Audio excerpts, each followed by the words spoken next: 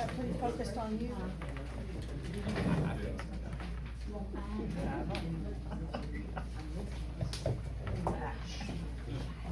All right, so the year is probably 2001. I was kind of a lazy reader, so I didn't read the Left Behind series, but I watched the movies.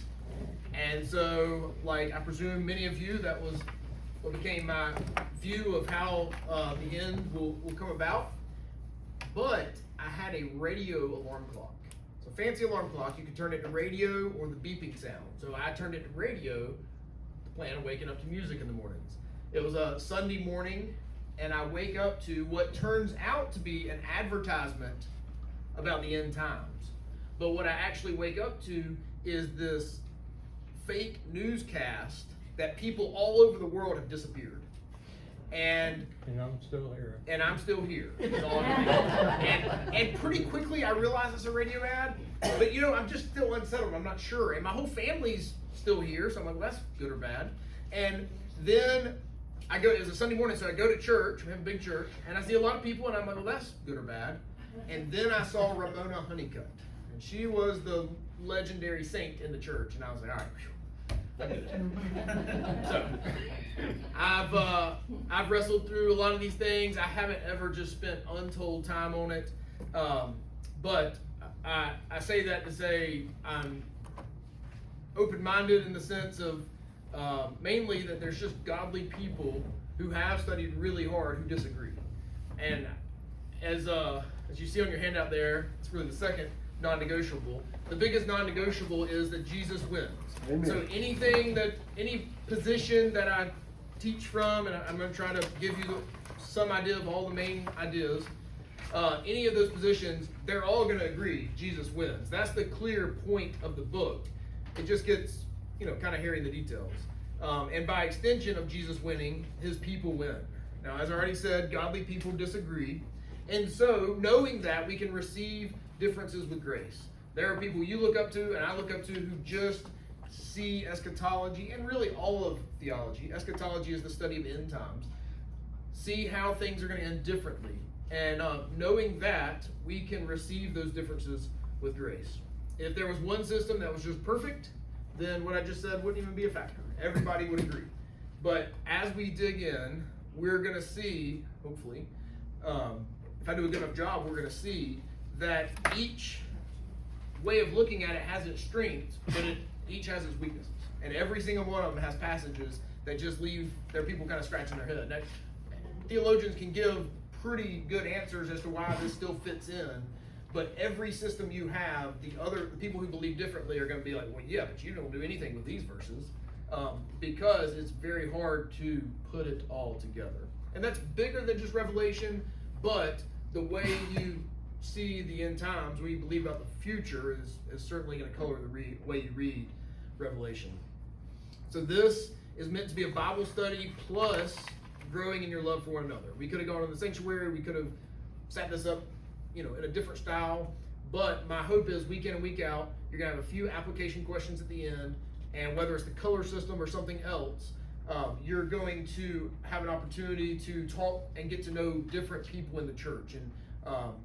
And those of you who've done that over the years know how that helps you grow in your love, grow in your maturity.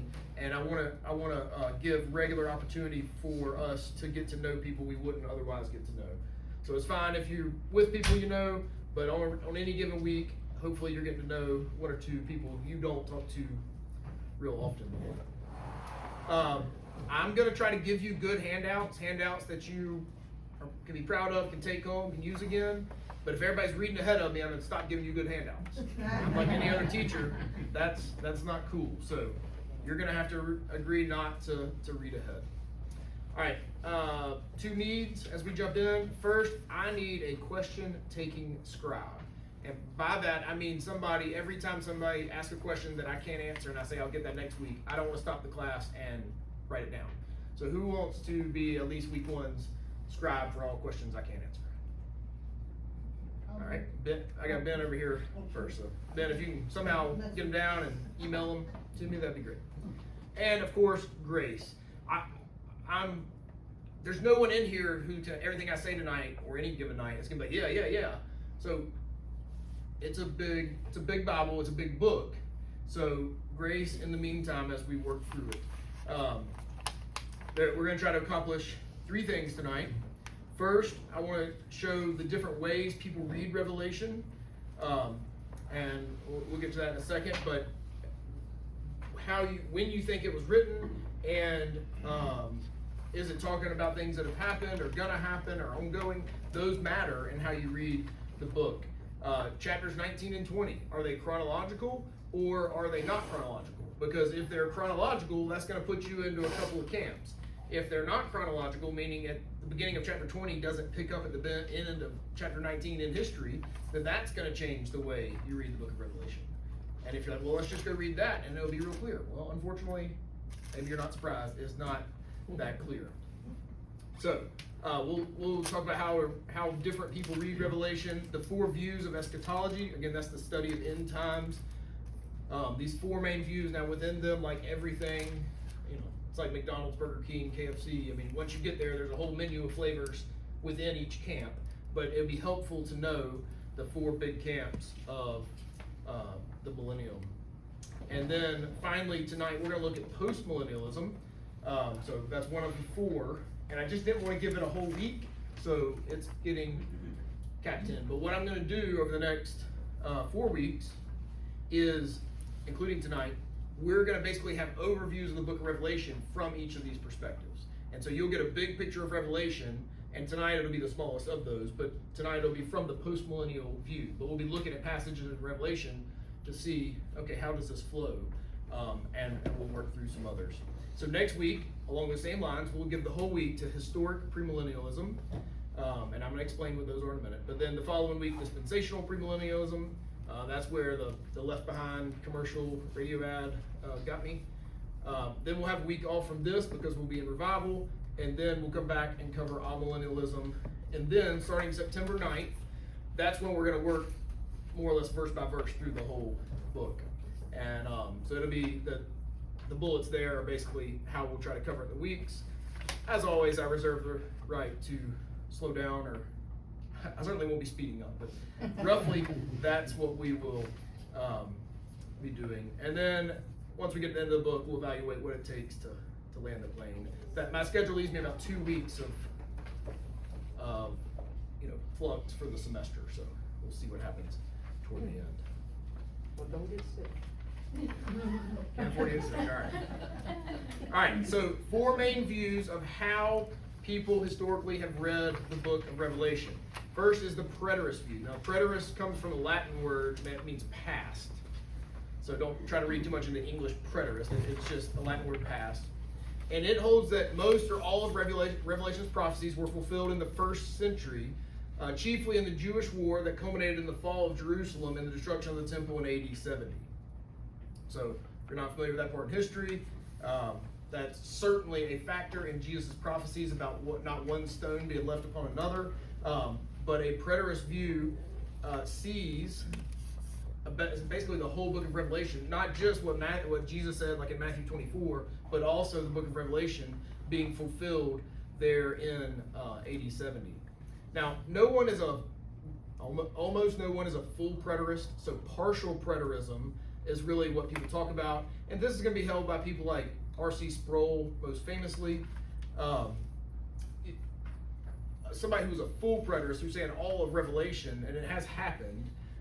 But basically they're saying that Jesus even returned in AD 70, and I don't quite understand what we're living in right now. But so there's very few full preterists out there. But partial preterists, certainly relatable. It just becomes then, like, how much of the book of Revelation are you saying has already passed? Like, the 7 churches that he writes to, you could certainly say, okay, that has come and gone. That would make sense to most anybody. But you might say all the way up to chapter 19 happened in AD 70. Most people would say, those first 3 chapters. But in their case, in the preterist case, Revelation 1:3, blessed is the one who reads aloud the words of this prophecy, and blessed are those who hear and who keep what is written in it, for the time is near. And so to try to honor, and that's going to be the theme. All these different ways of reading the book of Revelation, people are trying to do what they can with the scriptures they see. So when when Jesus says the time is near, well, the preterists say, well, it had to have happened pretty near that time. They also lean on Jesus' Olivet Discourse, which is found in Matthew 24 as well as Mark 13 and somewhere in Luke. But you remember how he uses this judgment language, and he talks about the Son of Man coming back and all these things happening. Well, the preterists tie Jesus' words of prophecy with Revelation and say, most of this or almost all this happened there in that first century leading up to 70 AD. The other factor there, you may remember, and I remember preaching it, I don't remember what I said about it, but in Matthew 24, when Jesus says, truly I say to you, this generation will not pass away until all these things take place. Well, if you're going to take this generation, I mean, literally the people he's talking to, and John, who was there and goes on to write this book, well, now, I mean, you've got to deal with that text. And so again, I'm not trying to make you a preterist, but what I do want you to do is appreciate why people believe the things they believe. So that's a preterist. A historicist. The historicist views Revelation as symbolic, sequential panorama of the whole church history. And so this becomes interesting because a historist basically, they look at the book of Revelation and they look at history and they start assigning, I guess the rise of Islam was this, the barbarian invasions was this, the papacy was this part of Revelation. Now, there's an obvious problem for the historicist as you continue on through history. Somebody who took that position in 1000 AD had a lot more history to deal with in 2000 AD. And so it becomes very difficult. I mean, it could be that one day God tells us, yes, that's true, but for us to interpret it is essentially impossible because history continues to unfold. But basically, they're saying that you can see all of history predicted in Revelation, and here was this, here was this, here was that. The only modern day people who really do that are Seventh-day Adventists, and they apparently stick to it. In the Reformation, Protestant Reformation, 1500, this was popular, and the Reformers were big into saying that the Pope, and not so much that individual Pope, but that seat, that office, fulfilled so much of this enemy of Jesus and his church. I mean, not terribly surprising if you know about the relationship of the Reformers to the Catholic Church. Right, so futurist. Futurist holds that most of Revelation from chapter 4 onwards describes events still future even to us. So again, they would see these real churches in the first 3 chapters, chapters 2 and 3, and say, okay, that was Jesus was speaking to them, but chapter 4 on is speaking about things that will happen in the future. And this is, so dispensational theologians, Scofield, MacArthur, that style, they would take chapter 4 and everything in the future to be, or everything beyond that to be future, but also non-dispensational future people. So George Ladd is a author I read a fair amount. Robert Mounce as well. He wrote like all the Greek textbooks. They see chapter 4 and following as something that happens in the future. And Revelation 1:19 is kind of their 3-part key to this.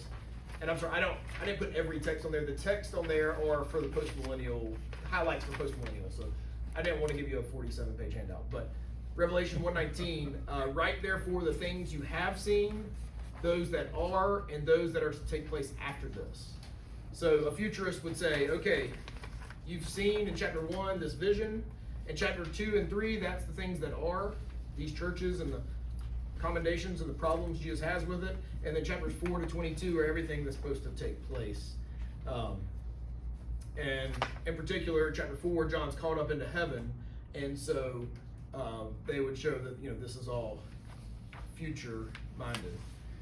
Chapter 4, verse 1, come up here and I will show you what must take place after this. And so, again, they have their reasons. That future, though, is from John's perspective, though, right? No, they would say that we haven't gotten to Revelation 4 yet. Like, John's been given this vision of Revelation 4 and on, and that is the end times. And we've been living between chapter 3 and chapter 4 until that starts. So the appeal of that is that Revelation's most extreme language, a personal antichrist, a literal mark of the beast, a final battle at Armageddon, unprecedented global catastrophe, all of those things can kind of held be out in the future. not trying to see where that fits in with current day or even history. And they also tie in Daniel's 70th week with that position. The fourth position is an idealist. The idealist holds that Revelation isn't primarily a prediction of specific datable events at all, past, present, or future, but a theological portrayal of the timeless spiritual conflict between Christ's kingdom and the kingdom of evil. And so there's a time, I think it was actually this issue, my pastor from Atlanta, Aaron Minikoff, he did not get hired his first time that he interviewed at Mount Vernon, and they had hired another pastor, and then that didn't work, and then they hired him.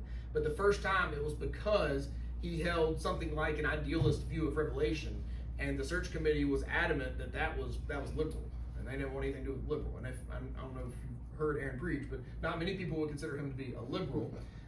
But it's a way of understanding Scripture, and just like all these others, people have their own reasons, their own texts for why they say, well, I know this has to be true. So if you say, Jesus said, I tell you, this generation will not pass away, and you say, well, that I hold fast to, everything else has to fit in that framework, well, that's how we end up with so many reasonable ways to disagree, is because none of us can rightly, perfectly hold all of the text in the right tension. We gravitate towards those we really understand and really think we understand, and then we have to deal with the other texts that seem to be problematic to it. These folks, I didn't know this until this week's preparation, but the word make it known, Revelation 1:1, the revelation of Jesus Christ, which God gave him to show to his servants the things that must soon take place, he made it known by sending his angel to his servant John. Made it known is the same word for signified. And sure enough, if you look it up in the King James, that's what you find, that these things signified. And so there's some of the root right there. Of course, that predates the King James, because this is from Greek. But that idea that what you're seeing are signifying things that are true.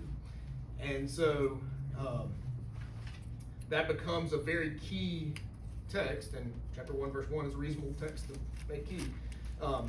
But so now idealists believe the whole book operates in a symbol and image drawn from Old Testament. And of course, if you read Revelation and look at your footnotes, it is filled with Old Testament imagery. And so again, it's just spiritual pictures of spiritual realities, but it's not like we need to be looking for this particular beast or this particular dragon. These are signs of things that are happening in the spiritual realm. This is helpful devotionally because if the symbols are overall history, if they're not specific to a particular time in history, then it worked in the first century, it worked in medieval history, it works in modern history, and Revelation can be speaking to us as Christians in every generation. Now, very few people fall neatly into any one of those categories. So I was like, is this helpful? Is it not? It is helpful because I hope you can appreciate, well, yeah, there's four different ways somebody can pick up this book and start reading it. Am I reading toward the future? Am I reading from the past? Is it symbolism? So what happens is most of us end up a combination of things. And so the most common combination would be an idealist plus partial preterist. So like you understand some of that early book was over and done with. The lights of those early churches were put out.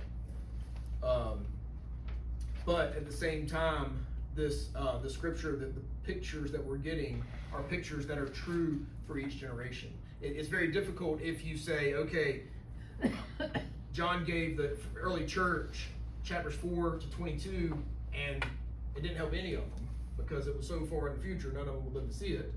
But it's also hard in other directions too. So trying to put together what is the intent of the book, one option is saying, okay, some of this is part of history, others of it is a picture that strengthens the church in every generation.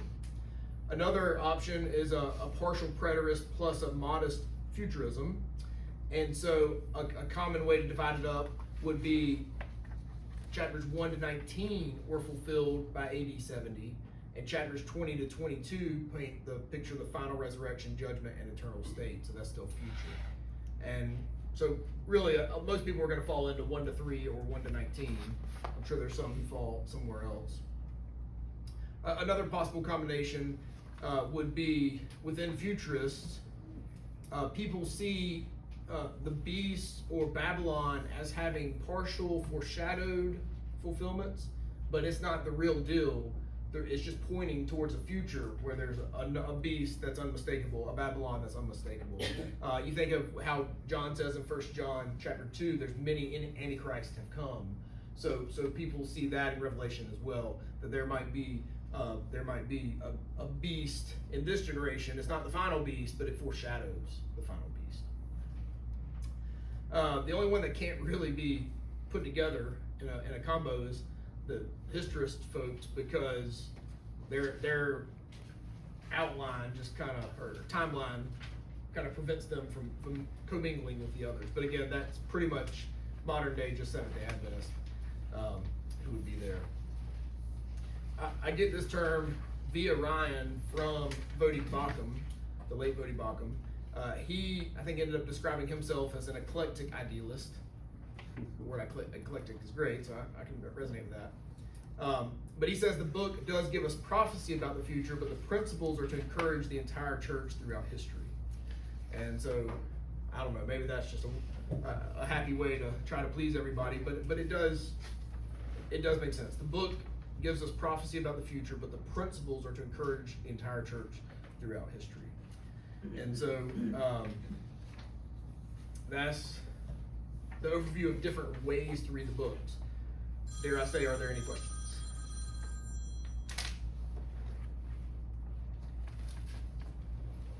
I'm not begging for questions. So you can look at your handout here. 4 views of the millennium. So my handy AI friend Claude made this document for us. I had a vision, not like John had a vision, I had a memory, a foggy memory of a seminary professor drawing on the whiteboard a graph that looked just on a whiteboard, but something like this. And so I described it to Claude and said, can you make this and make it look good? And sure enough, Claude made it for me. So I'm sure there's other versions you can find on the internet, but the visual really helps me. So an amillennial position, you can see there in the green box top left, is that the millennium is the present church age. So all of them, you see, you're going to start with the cross and resurrection, like nothing really to talk about before Jesus comes. But after Jesus comes, then we get into the present age. And here you're going to see that box is entirely colored there, because an amillennial position is that since Jesus rose from the dead, we have been living in the millennium. It's not a literal 1,000-year reign, but rather it's a figurative 1,000 years. But it is Jesus reigning, Satan being bound. I did preach about this when we were in Matthew, where Jesus tells the story of the strong man. He said, how can you take plunder the strong man unless you first bind the strong man? And so an amillennial would say, when Jesus came, he bound the strong man, and now he's been plundering his house ever since, until he returns. Now, I was just texting with my good friend Pat at the rescue mission, because I ran some people off from stealing stuff when I drove up. And I remember telling this to Pat a long time ago, and Pat pushed back so much. Oh, the world's so dark, it's so bad. And yes, I get that part. But if you think about the good news, and of course we didn't have the gospel, but the good news of the one true God that we could have a relationship with, and how isolated it was for thousands of years, and then how it's gone forth to the nations, if you look at it from that perspective, then you can go, oh, okay, I can see how Satan's been bound. It doesn't mean that Satan's not wreaking havoc still, but he's been bound, and so the gospel's been able to go to the nations. And so that's the picture here. The dot on all these is the church age being underway. So we are living in the millennium in this case, and that means that there will be one return of Christ at the end, future, visible, in the clouds, all those things. And then after his return, a resurrection of the dead and a final judgment, moving into the eternal state. So that's amillennial. We'll get to that later. Postmillennial is what we'll talk about here shortly. Postmillennial and amillennial, you remember when I said Revelation 19 and 20, it depends on if you read that chronologically, moving from 19 to 20 or not.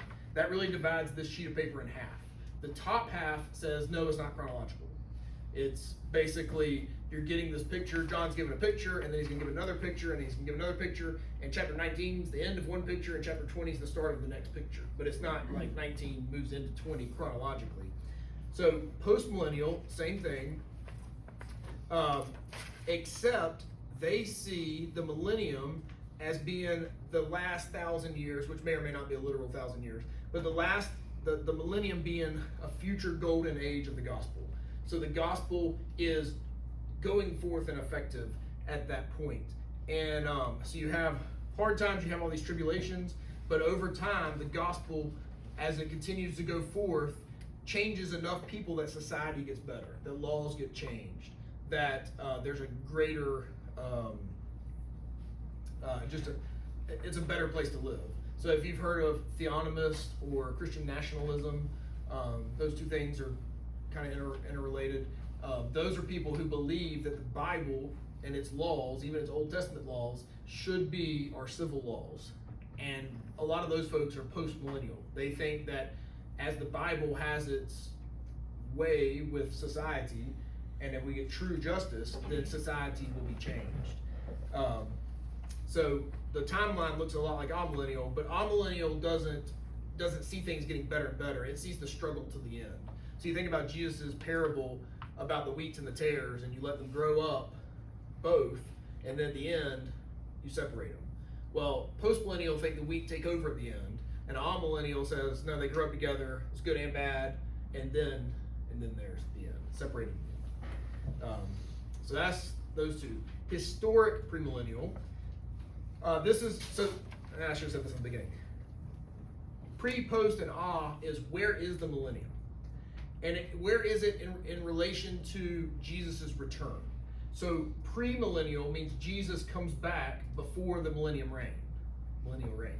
Post-mill means there's the millennial reign and then he comes back. And amil means we're just in the millennium. It's not pre or post, it's just where Jesus is reigning in heaven right now, and then he's going to come back. So post, obviously things got better, and then he came. Pre, we're living again on this timeline. There's a great tribulation, and then after the tribulation, Jesus returns, and when he returns, he allows the resurrected saints to reign with him for 1,000 years on earth. And then you've got to deal with the final judgment. You've got to deal with for whatever reason, Satan is released for one last battle or revolt, and then you get into the eternal state. So that's historic premillennial. And if that sounds more familiar, that's almost what has been taught in America for the last 150 years. And that's the last one, dispensational premillennial. So dispensational premillennial is essentially the same timeline, except for the church is raptured out, either, depends on who you talk to, before the tribulation, in the middle of the tribulation, or at the end of the tribulation. But it adds the rapture in there. And but still, Christ returns. He reigns for 1,000 years. He's basically in that 7 year, I think we'll get there in a few weeks, but that's more like fulfillment of what Romans 11 is talking about with many Jews coming to be saved. And then again, you've got final judgment, the last revolt of Satan, and the eternal state. So those are the four main camps. Amillennial and historic premillennial have been around a very long time, like Augustine, Justin Martyr kind of backgrounds. Augustine on amillennial, Justin Martyr on historic premillennial. Postmillennial came about around the time of the Reformation, and it had good. I'm sorry, not Reformation. It came out like Jonathan Edwards, so like 1700s. It became big, and it had a lot of momentum. Jonathan Edwards, there's all this hope in America, and everything's good, and it really took it on the chin in the 1900s with World War I and then World War II. Everybody's like, yep, the world's going in the right direction. And then you had World War I, followed up World War II, and people were like, maybe it's not getting better. So that was part of it, but it really wasn't that old. It was a couple hundred years old before it started going down that way. And dispensational premillennial started in the 1800s. I can't remember his first name, but Darby. John Nelson. Was it John Nelson Darby, or those two people? Yeah. Okay. John Nelson Darby. and then made really popular by Scofield, and the Scofield, it was one of the first reference Bibles. So Scofield was a dispensational premillennial, and he had a study Bible. Everybody wanted a study Bible, and so that's when it really spread. And then finally, in my generation, the Left Behind series pushed it all over. But you're gonna find godly people who subscribe to all four of these things. So eventually, you know, my cards are gonna be shown more and more clearly. But there are people who are way smarter than me and way more godly than me who disagree. So I'm gonna hold them holy as I put them to you. So questions about those four positions? So in the first two, there's no tribulation period? Well, it's more of a general, like, we've been living in tribulation since the Book of Acts. Like, tribulation is more of a broad concept. And there's only one group that believes in the rapture of the church? Well, everybody agrees in the rapture. The question becomes, does Jesus come back once or twice? So in the top two, he comes back once. So we see him in the clouds and go. We'll get to historic premillennial next week. I wanted to build on that foundation before I got into dispensational. Somebody can tell me for sure. There's not a secret rapture in his return. I guess for historic premillennial, it is, he takes those who are alive, but then there's also the resurrected saints that are reigning with him. The only one that has a secret rapture would be dispensational premillennial.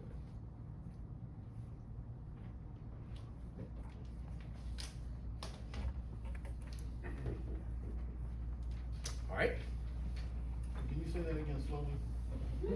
Like the first The last 33 one minutes? Or? About the disposition, the slow rapture, or what are we? Secret rapture. Secret rapture. Are you gonna expound on that later? Yeah, well, I'm gonna give a whole week to post-millennial only gets tonight. Historic premillennial will get all of next week. Dispensational premillennial will get all of the following week. And so I hope that historic premillennial gives us the timeline. We really got our heads around that good, and then we can get into the nuance of the dispensational premillennial, because it gets way more complicated with, you know, utilizing the 70th week in Daniel, and then, you know, when does the rapture, and then what the church in Israel, a church in Jews, like how does that come together? It just gets way more complicated. Would it be fair to say what you're saying is that all of them have the rapture happening at resurrection and judgment, except for the bottom one, which has it happen at some unknown time? Is that a better way to say that? No, the Okay. resurrection, Christ's return, like the rapture. Yeah, and so- then Christ returns, you rapture and you come right back with him is what a lot of them think. yeah, there's the top two. If you look at the timeline, the top two, Jesus comes down visibly, but the millennium's already happened in those two.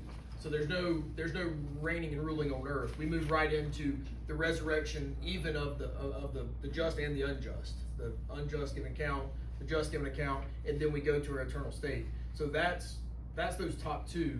The next one, Jesus returns, and then he reigns on earth for 1,000 years, and then that happens. So there's resurrected saints that are going to reign with him, which again is, I mean, that scripture is clear. Now, how and when they're resurrecting is what all this arguing is about. I mean, not how they're resurrecting, when this is happening. You know, like, is Stephen, the martyr from Acts, is he reigning with Jesus in some sense right now, or will it be in a literal 1,000 years in the future? Like, that's what people are disagreeing on. The bottom one, the dispensational, is the one that has the secret rapture. You know, like the commercial that I said that scared me so bad that I thought I'd been left behind. That's got the secret rapture where he takes away the church, all the true believers in the church, and then depending on, you know, who you read within that camp, you've got 7 years where people are repenting, or it might be 3.5, because some people say the rapture's in the middle or some at the end. But you've got people repenting during that time, and you've got something going on with the Jews in fulfillment of Romans 11, where they are all turning to Christ, and Jerusalem is being reestablished, and Jesus is going to reign from Jerusalem for 1,000 years at that point. But that's why that gets a whole week, and a week may not be enough, but we're going to do our dead level best.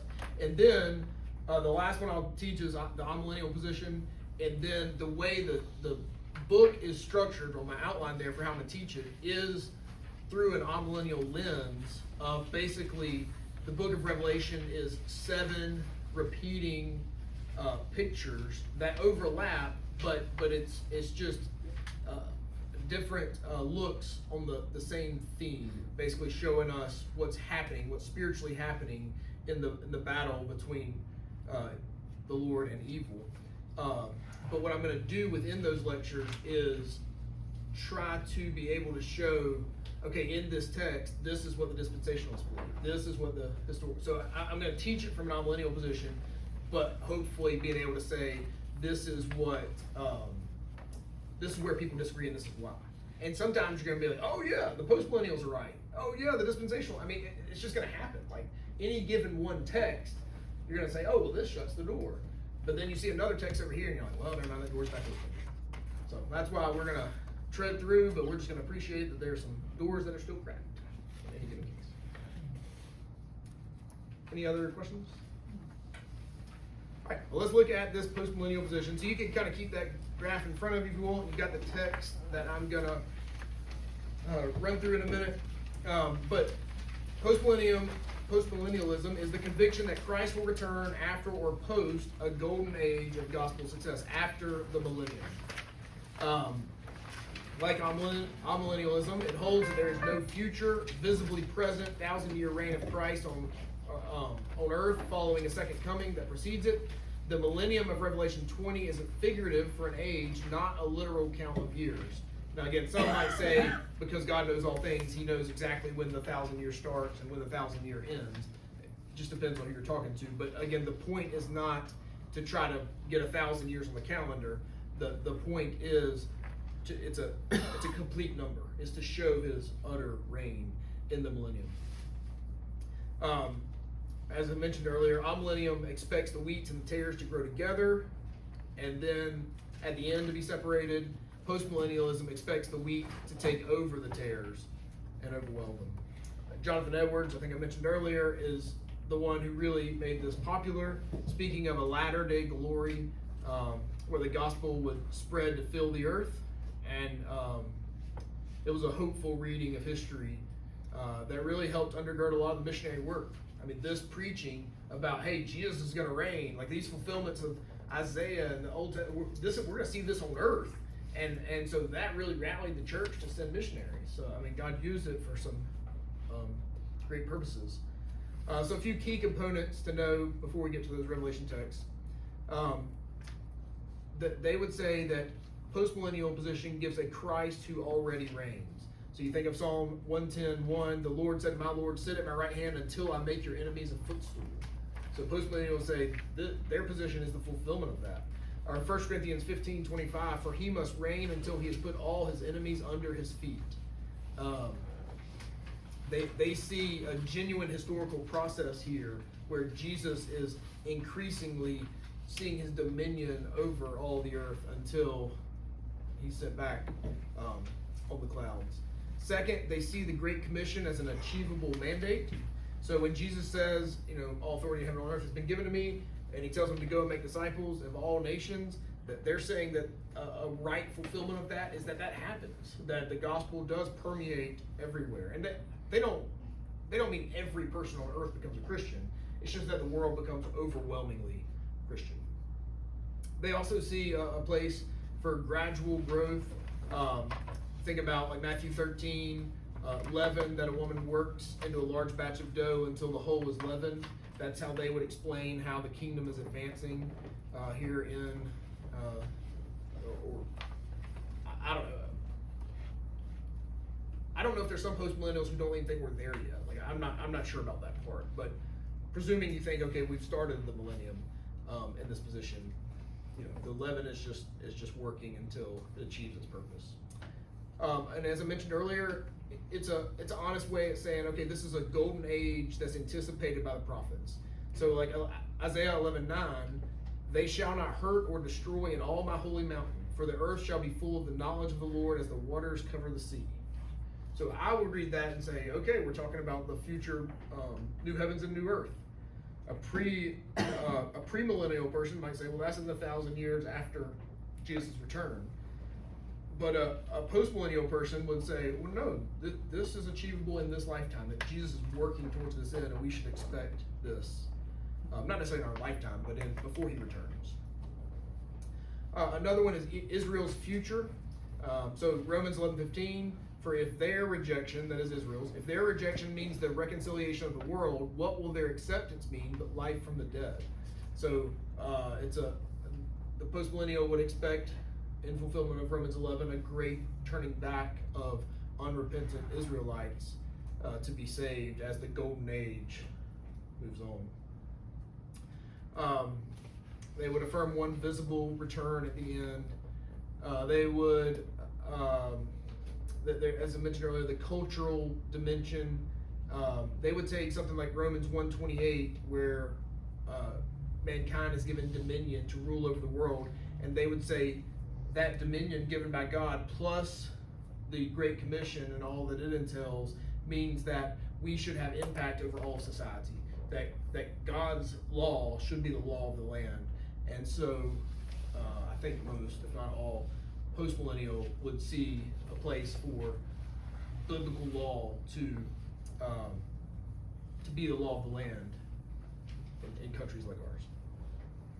I mentioned Jonathan Edwards. You have other theologians, Charles Hodge and B.B. Warfield. These were both 1800s Princeton theologians. Now, obviously, we wouldn't want anything from a Princeton theologian today, but 1800s, that was a solid group. Be very liberal today. Modern day, really the only person I know of is Douglas Wilson. And I would say of Douglas Wilson what I'm sure he would say of me if he knew me. Says some good things. Also leaves you scratching your head sometimes. But he's out in Idaho. He's got a pretty big following among young conservative males in particular. But it's in line. Like he would say, God's law should be the law of the land.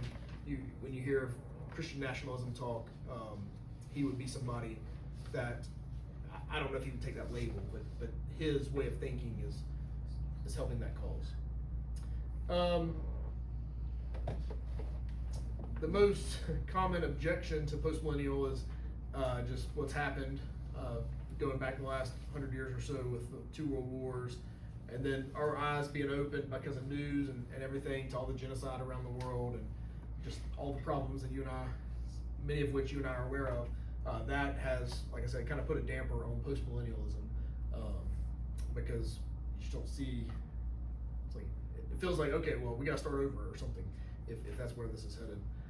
But again, to their credit, they work from a place of confidence the Great Commission will succeed, and that Christ's presence will be felt and known, and that He will rule and reign. So that's how they get to where I want to finish tonight, and that is in the Revelation text. And again, I want to give us 4 looks at the book of Revelation from these different views, and at least really help us familiarize ourselves with the book.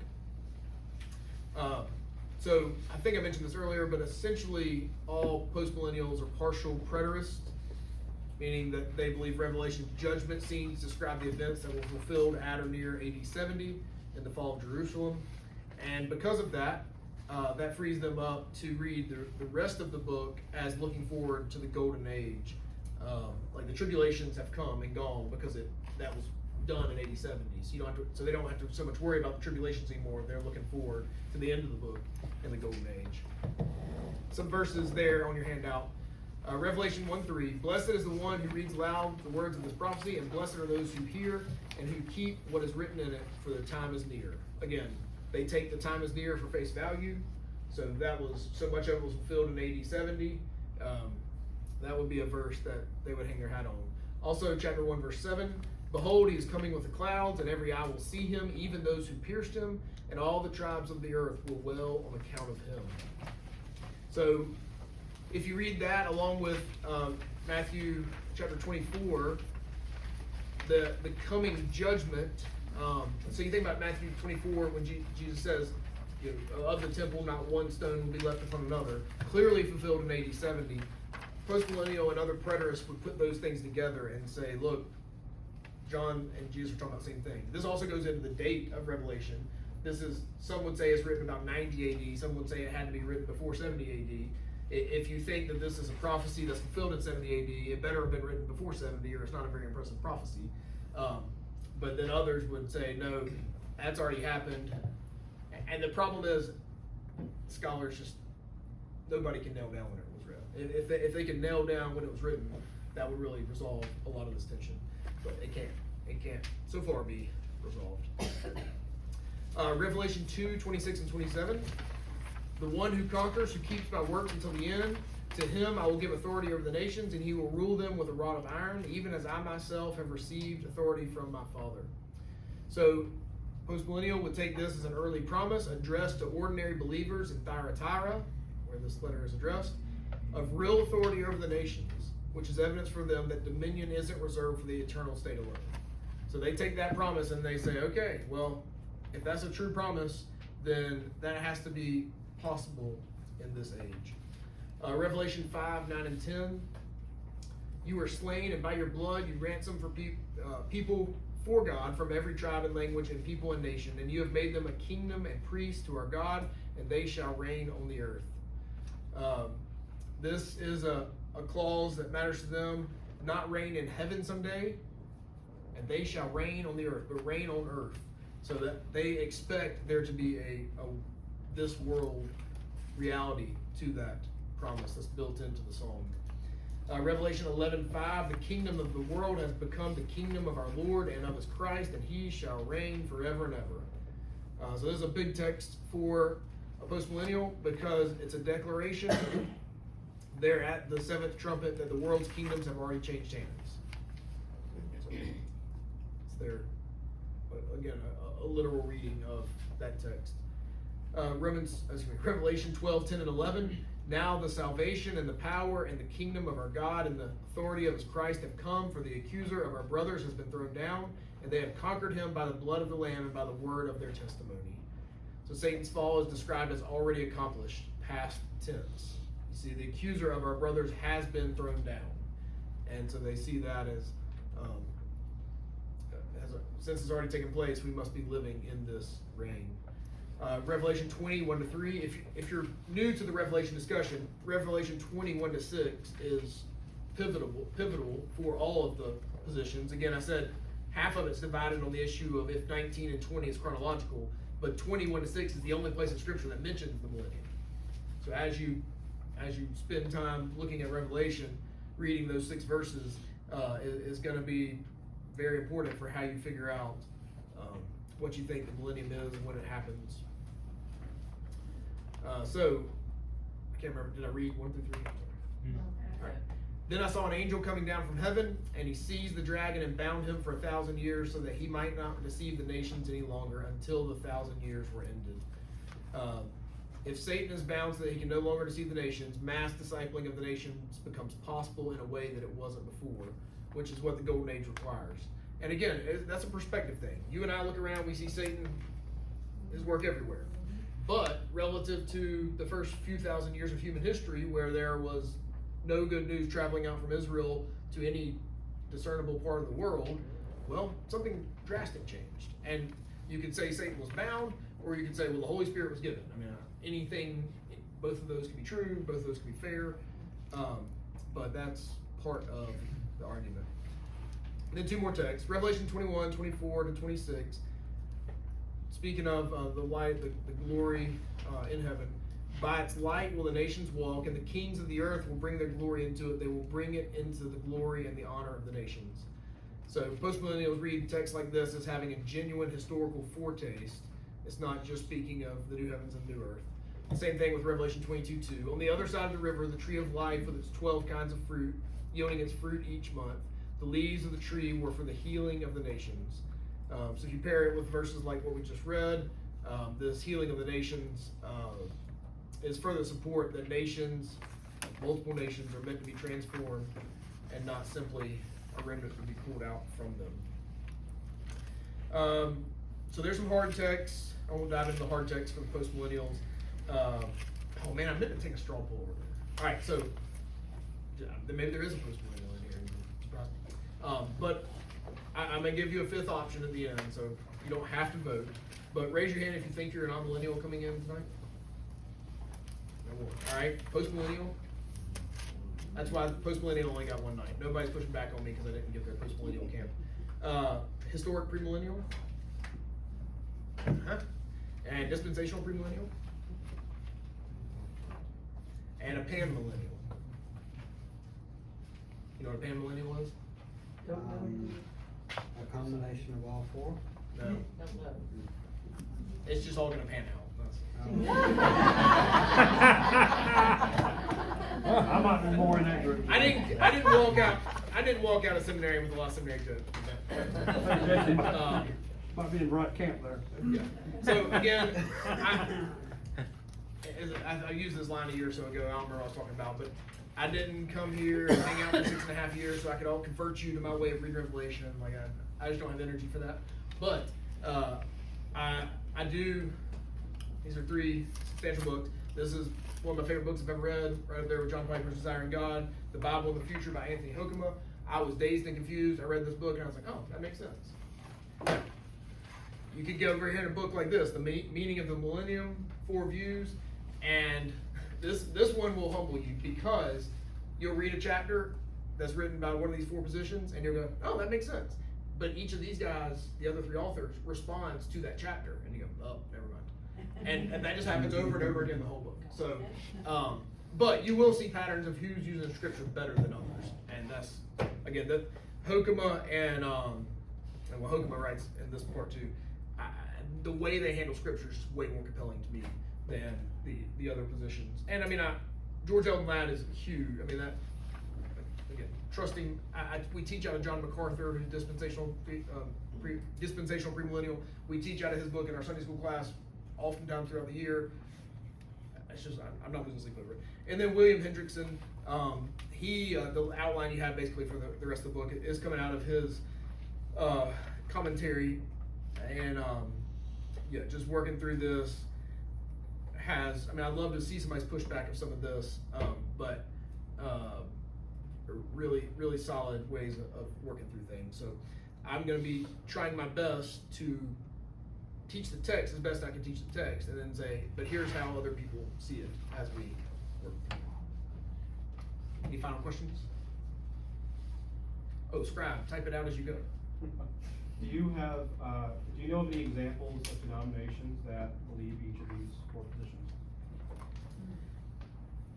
Well, our tribe, Southern Baptist, is primarily dispensational premillennial. I don't know many of the liberal, I don't know any liberal denominations. Obviously, I've got conservative Presbyterian, we need to turn off the recording. The most conservative Presbyterians I know, like the people who say if you don't go to Sunday night church, you're in sin, those are the post-millennials. And then, like my pastor up in Macon, amillennial, but a lot of historic premillennial. So I mean, again, historically, there's only 2 camps: amillennial and historic premillennial.